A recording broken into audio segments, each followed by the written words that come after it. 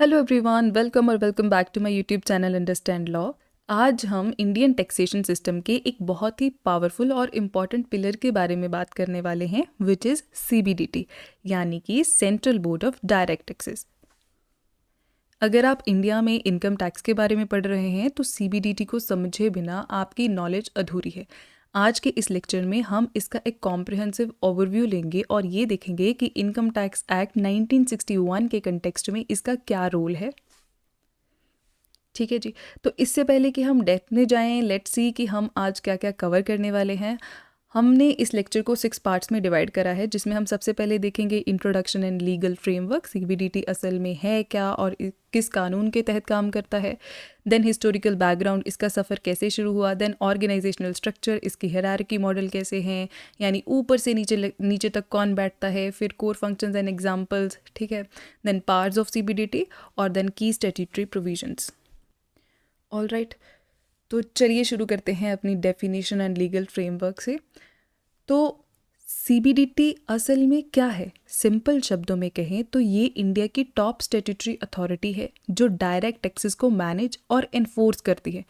Statutory authority का मतलब है कि इसे कानून के तहत पावर मिली हुई है। ये organisation ministry of finance and department of revenue के अंदर आती है। इनका मेन काम सिर्फ टैक्सेस कलेक्ट करना नहीं है, बल्कि इनके 3 बड़े ऑब्जेक्टिव्स हैं।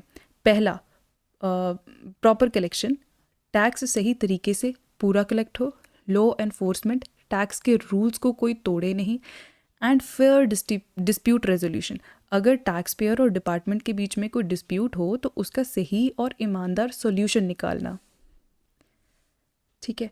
तो अगर हम स्कोप की बात करें तो व्हाट डू दे हैंडल, तो यहाँ इसमें सबसे पहले हमारे पास आता है इनकम टैक्स, जो इंडिविजुअल्स और कंपनी कॉरपोरेट्स की अर्निंग पर लगता है। फिर दूसरा आता है हमारे पास कॉरपोरेट टैक्स, जो बड़ी बड़ी कंपनीज अपने प्रॉफिट्स पर देती हैं। और तीसरा आता है वेल्थ टैक्स। अब यहाँ पे हम ध्यान देंगे कि वेल्थ टैक्स को 2015 में अबॉलिश यानी कि ख़त्म कर दिया गया था, लेकिन क्योंकि हम हिस्ट्री और फ्रेमवर्क पढ़ रहे हैं तो आपको पता होना चाहिए कि ये पहले सीबीडीटी के अंडर आता था। डन। और अगर हम सीबीडीटी की लीगल रूट्स की बात करें तो वो है सेक्शन 2 सब सेक्शन 12। तो सीबीडीटी बना कैसे, इसकी नींव रखी गई थी central board of revenue act 1963 के तहत। ठीक है। और section 2 sub section 12 of income tax act 1961, ये सेक्शन ऑफिशियली सीबीडीटी को रिकॉग्नाइज करता है as the apex administrating authority, यानी डायरेक्ट टैक्सेस के मामले में ये सबसे बड़ी पावर है। ऑलराइट। जैसे क्रिकेट में आईसीसी रूल्स बनाती है और मैच कंडक्ट करवाती है, वैसे ही डायरेक्ट टैक्सेस के लिए सीबीडीटी आईसीसी है। रूल्स बनाना, उन्हें एनफोर्स करना और गड़बड़ ना हो उसके लिए एक्शन लेना, सब इन्हीं का काम है। नेक्स्ट चलते हैं हम हिस्टोरिकल बैकग्राउंड की तरफ। तो सीबीडीटी कोई रातों रात बनी हुई बॉडी तो है नहीं। इसका सफ़र शुरू होता है 1924 में। देखो, उस वक्त ना एक ही बॉडी हुआ करती थी जिसका नाम था सेंट्रल बोर्ड ऑफ रेवेन्यू। ये एक तरह से ऑलराउंडर था। डायरेक्ट टैक्सेस जैसे इनकम टैक्स हो, या फिर इनडायरेक्ट टैक्सेस जैसे कि कस्टम एंड एक्साइज, ये अकेले ही सब कुछ संभालता था। फिर आता है ट्रांजिशन 1964 में। जैसे जैसे इंडिया की इकोनॉमी बड़ी हुई और टैक्सेस का काम बढ़ा तो 1924 वाला मॉडल थोड़ा सा ओवरलोडेड होने लगा। तो गवर्नमेंट ने महसूस किया कि अगर एफिशिएंसी चाहिए तो हमें काम को डिवाइड करना पड़ेगा। इसीलिए 1 जनवरी 1964 को central board of revenue act 1963 के तहत इस बोर्ड को स्प्लिट हो गया। ठीक है। अब ये एक बहुत ही बड़ा टर्निंग पॉइंट था। इस बंटवारे से 2 अलग अलग बोर्ड निकल कर आए, जिसमें हमारे सीबीडीटी, जिन्हें जिम्मेदारी दी गई डायरेक्ट टैक्सेस की जैसे इनकम टैक्स, इनका पूरा फोकस एक इंसान की कमाई पर था। और दूसरी बॉडी बनी CBEC, central board of excise and custom, इन्हें इनडायरेक्ट टैक्सेस का काम मिला। अब यहाँ पे हम याद रखेंगे कि जो हमारा सीबीईसी है इसका नाम बदलकर सीबीआईसी यानी कि central board of indirect taxes and custom हो चुका है जीएसटी आने के बाद। लेकिन अभी के लिए हम अपने लेक्चर में सिर्फ सीबीडीटी पढ़ेंगे। Alright. Next we have organisational structure. तो देखो, जैसे हर टीम का एक कैप्टन होता है ना, वैसे ही सीबीडीटी के हेड होते हैं चेयरमैन। ठीक है। ये इंडियन रेवेन्यू सर्विसेज के सबसे सीनियर ऑफिसर होते हैं और हाईएस्ट रैंकिंग ऑफिशियल्स होते हैं। इनका मेन रोल है गवर्नमेंट ऑफ इंडिया को डायरेक्ट टैक्सेस मैटर पर एडवाइस देना, पॉलिसी क्या होगी, टैक्स रेट में क्या बदलाव चाहिए, ये सब चेयरमैन ही डिसाइड और इम्प्लीमेंट करवाते हैं। फिर अब ये अकेले तो पूरा देश संभाल नहीं सकते, तो इसके लिए इनके नीचे आते हैं 6 पोर्टफोलियोज या 6 डिपार्टमेंट्स हम कहेंगे, जिनको हेड करते हैं मेंबर्स। तो उसमें सबसे पहले डिपार्टमेंट आता है हमारे पास इनकम टैक्स एंड रेवेन्यू का। इनका पूरा फोकस पैसा कलेक्ट करने पर और रेवेन्यू जनरेशंस पर होता है। दूसरे आता है एडमिनिस्ट्रेशन, ये डिपार्टमेंट बैक स्टेज संभालता है, मैनेजमेंट और स्टाफिंग वगैरह। तीसरा लेजिस्लेशन, इनका काम है कलम चलाना, नए कानून लिखना, ड्राफ्टिंग करना या पुराने लॉज में जो भी अमेंडमेंट्स की ज़रूरत है वो सब देखना। फिर आते हैं ऑडिट एंड जुडिशियल्स, ये चेक करते हैं कि टैक्स रिटर्न में कोई गड़बड़ तो नहीं हुई है और अगर कोई लीगल डिस्प्यूट हो तो वो उसे हैंडल करना। फिर आते हैं इन्वेस्टिगेशन, ये है CBDT की CID, मतलब टैक्स चोरी या इवेजन और फ्रॉड्स को पकड़ना इन्हीं का काम है। लास्ट में आते हैं हमारे पास tax payer services and system, सबसे मॉडर्न डिपार्टमेंट। इनका काम है टैक्स भरना आसान करना। जैसे आपने फेसलेस असेसमेंट के बारे में सुना होगा, जहां आपको किसी ऑफिसर से मिलने की ज़रूरत नहीं पड़ती, सब ऑनलाइन हो जाता है, तो ये इसी डिपार्टमेंट की देन है। तो 1 chairman and 6 members of these portfolio ये मिलकर बनाते हैं CBDT। और ये पूरा स्ट्रक्चर IRS यानी कि इंडियन रेवेन्यू सर्विस ऑफिसर्स ही लीड करते हैं, जो UPSC क्रैक करके आते हैं, ठीक है। नेक्स्ट है हमारे पास स्ट्रक्चर, ऑपरेशन एंड सिग्निफिकेंस। देखो, हमने लीडरशिप तो देख ली, अब आते हैं ऑपरेशंस पर कि CBDT के पास कुछ डायरेक्टरेट्स होते हैं जो उनके स्पेशलाइज्ड सपोर्ट फंक्शन है। अब इन्हें आप CBDT का ब्रेन समझ सकते हैं। इनका काम है पॉलिसी बनाना, IT सिस्टम जैसे फाइलिंग पोर्टल को मैनेज करना और टैक्स पेयर सर्विसेज को बेहतर बनाना। ये लोग पर्दे के पीछे रहकर ही पूरा सिस्टम को टेक्निकली और लॉजिकली सपोर्ट देते हैं, ठीक है, डायरेक्टरेट्स। फिर आते हैं हमारे पास कुछ ग्राउंड फोर्सेस। अब ये ग्राउंड फोर्सेस में क्या है कि रीजनल डिपार्टमेंट्स होते हैं, ये पूरे देश में इनका जाल बिछा हुआ है ताकि एडमिनिस्ट्रेशन जो है लोकलाइज्ड रहे। इनके 3 मेन काम होते हैं। पहला है टैक्स असेसमेंट, चेक करना कि टैक्स पेयर ने जो इनकम दिखाई है वो सही है या नहीं, और उसकी असली टैक्स लाइबिलिटी कैलकुलेट करना। देन टैक्स कलेक्शन, जब लाइबिलिटी डिसाइड हो जाए तो गवर्नमेंट के ड्यूज़ को रिकवर करना। देन एनफोर्समेंट, और जो लोग स्मार्ट बनने की कोशिश करते हैं यानी कि टैक्स चुराते हैं, इवेडर्स जो होते हैं, उनके खिलाफ कड़ी कार्रवाई यानी कि एक्शन लेना। ऑलराइट, फिर अगर हम सिग्निफिकेंस की बात करें तो अगर बात आती है कि CBDT इतना ज़रूरी क्यों है, तो उसके कुछ मेन रीजंस हैं। पहला, रेवेन्यू कलेक्शन। सिंपल है, बिना पैसे के देश नहीं चल सकता, तो CBDT efficient direct tax collection ensure करता है। फिर आइकॉन पॉलिसी अलाइनमेंट, ये सिर्फ टैक्सेस नहीं लेते, ये मिनिस्ट्री ऑफ फाइनेंस के साथ मिलकर काम करते हैं ताकि टैक्सेस को नेशनल गोल जैसे कि स्टार्टअप को बढ़ावा देना या गरीबी हटाना, इसके साथ अलाइन किया जा सके। फिर टैक्स पेयर की अवेयरनेस, इनका गोल ये भी है कि लोग टैक्स भरना बोझ ना समझें, ठीक है, IT डिपार्टमेंट के थ्रू अवेयरनेस फैलाना ताकि लोग वॉलंटरली कंप्लायंस करें, यानी कि खुद आगे बढ़कर टैक्स दें। तो क्या आपको पता है कि इनकम टैक्स डे कब आता है? चलो मैं बता देती हूँ, 24 जुलाई को आता है, और उस दिन जो है CBDT अवेयरनेस के कैंपेन्स चलाती हैं जिससे टैक्स पेयर्स को पता चले कि भाई हाँ जी, टैक्सेस देने क्यों ज़रूरी होते हैं। देन नेक्स्ट है हमारे पास कोर फंक्शंस, जिसमें हम पढ़ेंगे फंक्शंस ऑफ CBDT, जिसमें सबसे पहले आता है हमारे पास पॉलिसी फॉर्मुलेशन। तो देश की इकोनॉमी हमेशा एक जैसी तो नहीं रहती, कभी बूम होता है तो कभी डाउन टर्न। तो ये क्या काम करेंगे, इकोनॉमिक कंडीशन को देखकर लॉज ड्राफ्ट या अमेंड करेंगे। एग्जाम्पल के लिए मान लीजिए मार्केट में रिसेशन है और लोगों के पास खर्चने के लिए पैसे नहीं है, तो ऐसे में CBDT टैक्स रेट्स में थोड़ी सी कमी यानी कि रिडक्शन सजेस्ट करता है। इससे क्या होगा कि आपकी पॉकेट में डिस्पोजिशन इनकम बढ़ेगी, आप ज़्यादा शॉपिंग करेंगे और इकोनॉमी फिर से ट्रैक पर आ जाएगी। Genius, right. सेकंड है टैक्स लेजिस्लेशन, ये गवर्नमेंट की प्रायोरिटीज़ को कानून का रूप देते हैं। ये काम क्या करेंगे, इनकम टैक्स एक्ट में ज़रूरी बदलाव यानी कि अमेंडमेंट्स लाना। एग्जाम्पल्स के लिए जैसे अभी के लिए स्टार्टअप कल्चर बहुत ट्रेंड में है, तो गवर्नमेंट चाहती है कि नए लोग बिजनेस शुरू करें, तो सीबीडीटी क्या करेगा, वो नए स्टार्टअप के लिए टैक्स हॉलीडेज यानी कि कुछ साल तक टैक्स ना देना या रिड्यूस्ड रेट्स के रूल्स लाएगा ताकि एंटरप्रेन्योरशिप को बूस्ट मिले। देन थर्ड है हमारे पास टैक्स पेयर सर्विसेज, क्योंकि अगर सिस्टम मुश्किल होगा तो कोई टैक्स नहीं भरेगा, तो ये क्या काम करेंगे, कॉम्प्लियंस को आसान बनाना और ट्रस्ट बिल्ड करना। एग्जाम्पल के लिए पुराने ज़माने में फ़ाइल लेकर ऑफिस के चक्कर काटने पड़ते थे, ठीक है, लेकिन आज आप घर बैठे ही ई फाइलिंग पोर्टल पर टैक्स भरते हैं। तो अगर आपका रिफंड अटका है या असेसमेंट गलत हो गई है तो उसका ग्रीवेंस एंड रिड्रेसल सिस्टम इतना जल्दी सॉल्व कर देता है कि इससे लोगों को लगता है कि डिपार्टमेंट उनकी मदद के लिए है, उन्हें डराने के लिए नहीं है। ऑलराइट, नेक्स्ट है हमारे पास असेसमेंट एंड ऑडिट्स। ये बिल्कुल वैसा ही है जैसे एग्ज़ाम में एक एग्ज़ाम के बाद टीचर कॉपी चेक करता है। ये क्या काम करेंगे, ये सीबीडीटी वेरीफाई करते हैं कि क्या टैक्स पेयर ने अपनी इनकम सही सही रिपोर्ट की है। एग्जाम्पल के लिए जो बड़े बड़े कॉरपोरेशंस का अक्सर ऑडिट किया जाता है, अगर ऑडिट में कोई डिस्क्रिपेंसी यानी कि गड़बड़ मिलती है, जैसे खर्चे ज़्यादा दिखाना और प्रॉफिट कम, तो सीबीडीटी उन पर करेक्टिव एक्शंस लेता है। वो टैक्स को रीअसेस करते हैं और पेनाल्टीज़ भी लगा सकते हैं।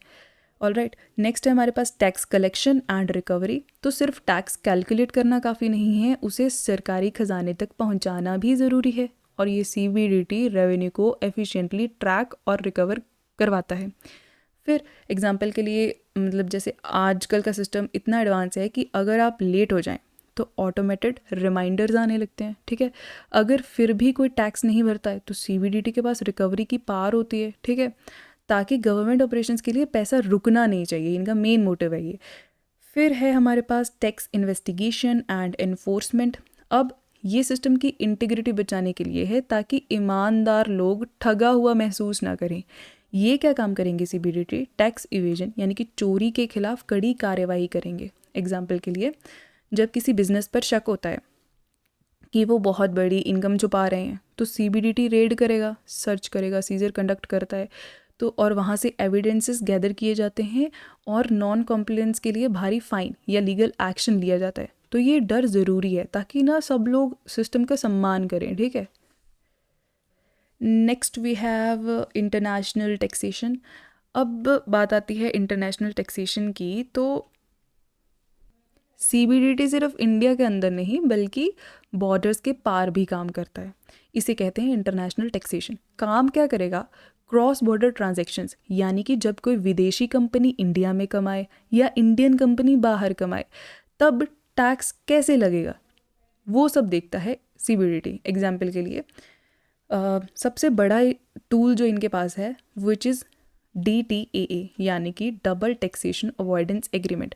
सोचो अगर एक ही कंपनी ने अमेरिका में भी टैक्स दिया और वो इंडिया में भी टैक्स दे रहे हैं तो उनका सारा प्रॉफिट तो टैक्स में ही निकल जाएगा।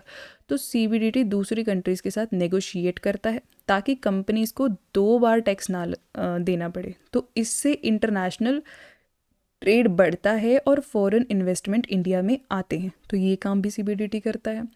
फिर है लीगल एंड जुडिशियल मैटर्स।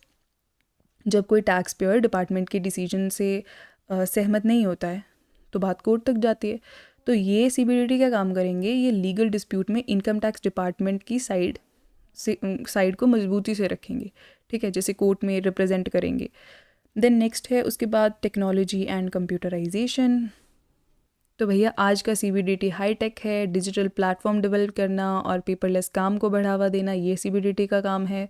जैसे हमने पहले भी देखा कि पहले ऑफिसेज में फाइल्स लेके जाते थे, फिर ITRs फाइल होती थी, तो अब ई फाइलिंग सिस्टम की वजह से सब कुछ क्लिक्स पर हो जाता है, तो इससे गलती भी कम होती है, ठीक है, एक्यूरेसी इंप्रूव हो गई है, करप्शन के चांसेस घट गए हैं और टैक्स पेयर का एक्सपीरियंस हैजल फ्री हो जाता है, ठीक है। अब तो AI का भी यूज़ होने लगा है। खैर यहाँ पे आप एक बात याद रखेंगे कि इंडिया ने अब तक 90+ कंट्रीज़ के साथ DTA साइन किया हुआ है, ठीक है।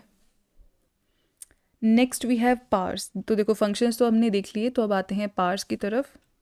जितने भी हमने फंक्शंस डिस्कस करे अब उनको पूरा करने के लिए सीबीडीटी के पास कुछ सॉलिड पावर्स भी होनी चाहिए, राइट। तो सबसे पहले देखते हैं हम कौन कौन सी पावर्स हैं, जिसमें सबसे पहला है एडमिनिस्ट्रेटिव कंट्रोल, ठीक है। तो पूरे इंडिया में जितने भी इनकम टैक्स डिपार्टमेंट हैं उनका बिग बॉस है सीबीडीटी। सीबीआर एक्ट 1963 के तहत इनके पास पूरे नेशनल फंक्शनिंग को ओवरसी करने की पावर है। इनका मेन काम ये है कि ये इंश्योर करना कि कश्मीर से लेकर कन्याकुमारी तक सारे रीजनल डिपार्टमेंट्स यूनिफॉर्मिटी मेंटेन करें।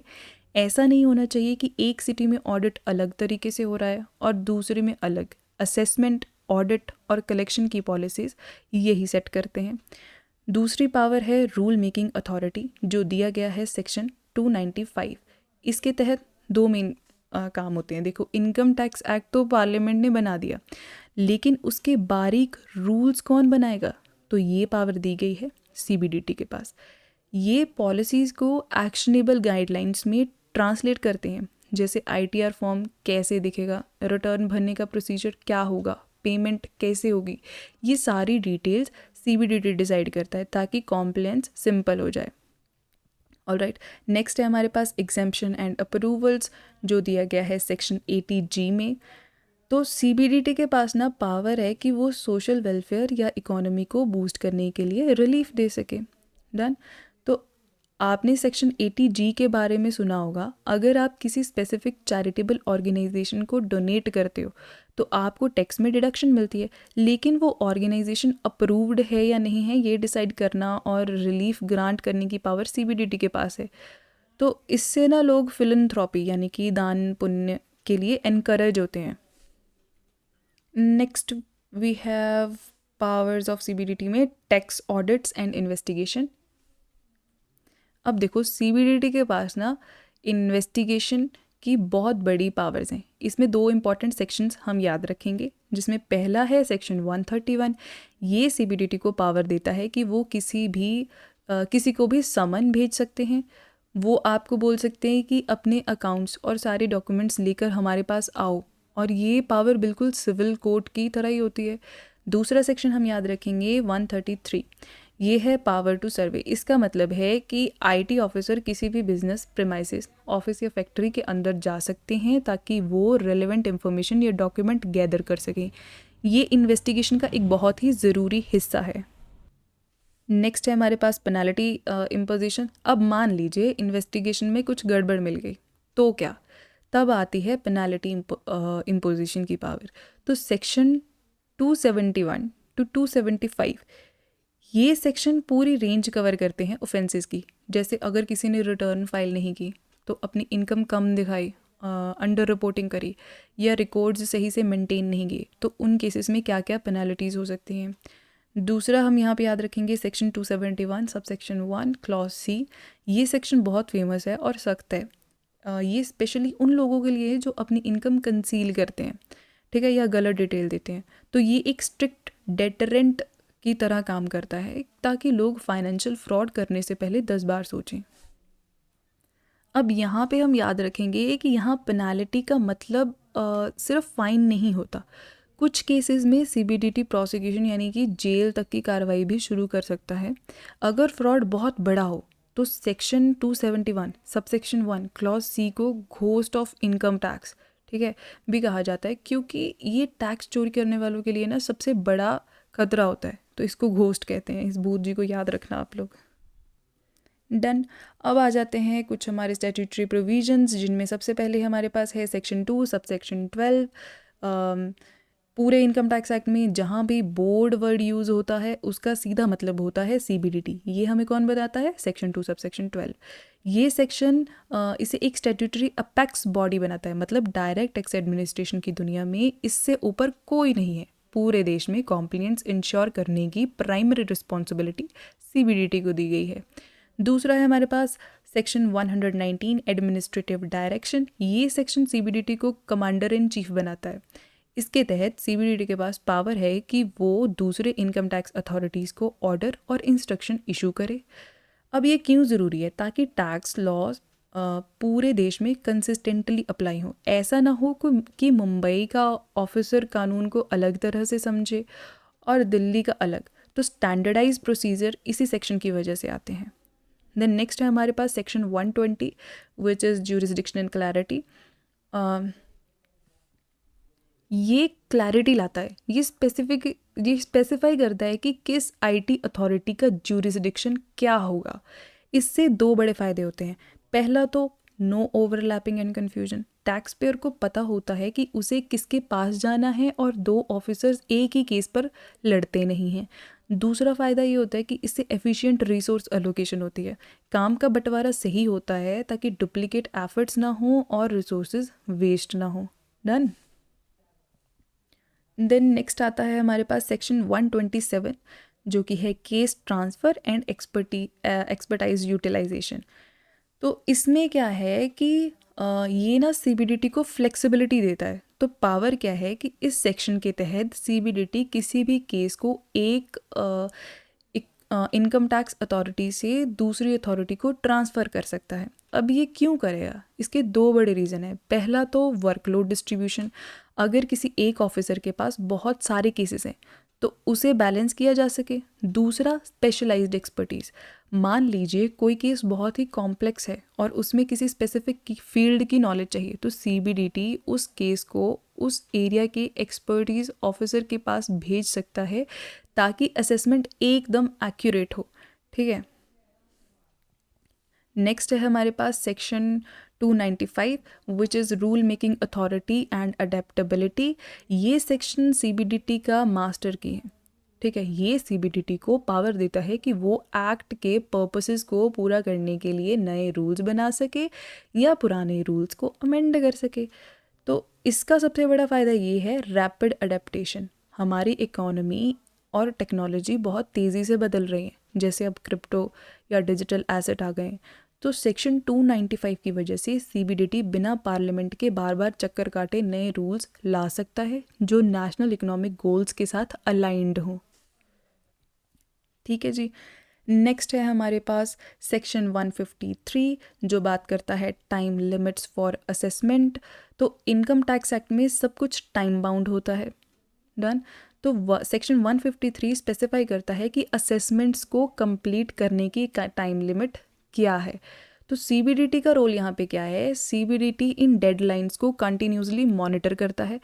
ऐसा नहीं हो सकता कि कोई केस में सालों साल लटका रहे, और ये सेक्शन इंश्योर करता है कि टैक्स पेयर को जल्दी क्लोजर मिले और गवर्नमेंट को वक्त पर रेवेन्यू मिले। तो ये दोनों काम करता है, और करवाता किससे है? सीबीडीटी से। ठीक है।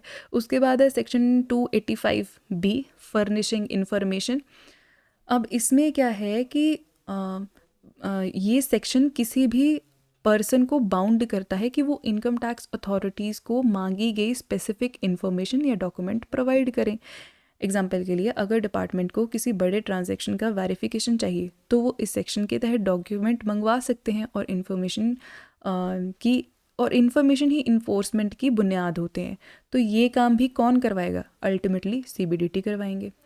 फिर है हमारे पास section 287 which is reporting by assessing officer. अब इसमें क्या प्रोविज़न है? ये रिलेट करता है असेसिंग ऑफिसर द्वारा इंफॉर्मेशन फर्निश करने से।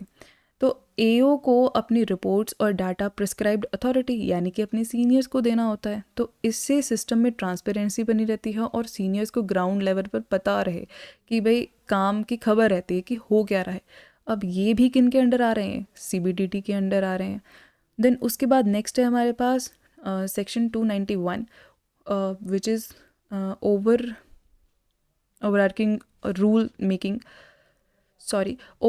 Rule making powers.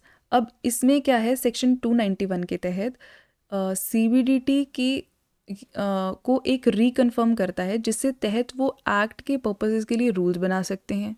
वही जो हमने पहले पढ़ा था कि रूल मेकिंग पावर है सीबीडीटी को। अब ये सेक्शन सीबीडीटी को वो लीगल अथॉरिटी देता है कि वो एडमिनिस्ट्रेशन को स्मूथ चलाने के लिए ज़रूरी बदलाव कर सके। Done. Last but not the least हमारे पास है फॉर्मुलेशन रोल ऑफ सीबीडीटी। तो यहाँ हम देखते हैं कि सीबीडीटी सिर्फ ऑर्डर फॉलो नहीं करता, वो आईटी एक्ट 1961 के फ्रेमवर्क के अंदर रहकर ऐसी पॉलिसीज़ और गाइडलाइंस बनाता है जो एडमिनिस्ट्रेशन को इफ़ेक्टिव बनाए। दूसरी बात, ये लोग प्रोएक्टिवली लेजिस्लेटिव चेंजेस प्रपोज करते हैं। इसका मतलब है अगर देश की इकोनॉमिक प्रायोरिटीज़ बदलती हैं, जैसे डिजिटल इकोनॉमी का बढ़ावा देना, तो CBDT उसी वक्त कानून में बदलाव सजेस्ट करके उसे डायनेमिकली अलाइन करवा देते हैं। तो हमने आज क्या पढ़ा कि CBDT इंडिया के डायरेक्ट टैक्स सिस्टम की एक डिफिनेटिव बैकबोन है। बिना इसके हमारा टैक्स एडमिनिस्ट्रेशन एक बिना रडार वाली नाव के जैसा हो जाता है। इसका कॉम्प्रिहेंसिव स्ट्रक्चर, चेयरमैन और मेंबर्स लीडरशिप देते हैं। इसका डायनेमिक फंक्शन पॉलिसी से लेकर टेक्नोलॉजी तक सिस्टम को मॉडर्न रखते हैं। और इसकी स्वीपिंग लीगल पावर्स जो हमने पढ़ी सेक्शन 119, 131 एंड 295, ये इंश्योर करते हैं कि कानून का दबदबा बना रहे। तो इन शॉर्ट CBDT देश की इकोनॉमिक हेल्थ को मेंटेन करता है, कॉम्प्लायंस इन्फोर्स करता है और हम टैक्स पेयर्स के लिए एक अवेयर और एफिशिएंट एनवायरनमेंट बनाता है। तो आज की वीडियो के लिए बस इतना ही। आज की वीडियो के नोट्स आपको मिलेंगे हमारे टेलीग्राम चैनल पर, जिसका लिंक है डिस्क्रिप्शन में। Thank you for watching this video. I hope you like today's lecture. If you found this lecture helpful, do not forget to share, like, subscribe to the channel understand law for more easy law lecture. See you in the next class. तब तक के लिए be positive and stay happy.